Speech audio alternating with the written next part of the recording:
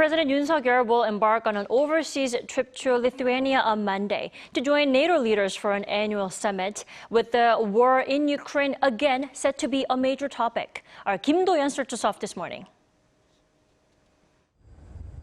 President Yoon Suk Yeol makes a return to a NATO summit this week as he looks to bolster two-way cooperation between the 31-member alliance and the Indo-Pacific region, with the war in Ukraine high on his agenda.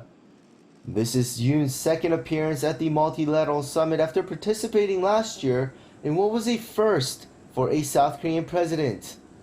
The president will lay out South Korea's contribution to peace in Ukraine, one of the most important issues for the international community, and will concretely set forth our global responsibility diplomacy. According to an official at the top office, Seoul and NATO will adopt a new document to institutionalize cooperation in 11 areas, including non-proliferation, cybersecurity, and emerging technologies. Yoon will also meet with NATO Secretary General on Tuesday and will take part in at least 5 bilateral summits, along with various other multilateral engagements. Yoon will also moderate a 4-way summit with the Asia-Pacific 4 nations, including Japan, Australia, and New Zealand.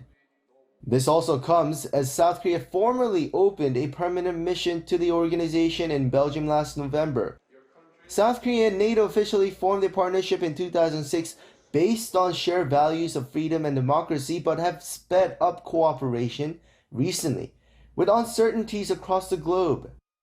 And the two see mutual benefit from the partnership. We are, of course, concerned about the reckless missile tests and the nuclear programs of North Korea, and the war in Ukraine has also ramifications for your region.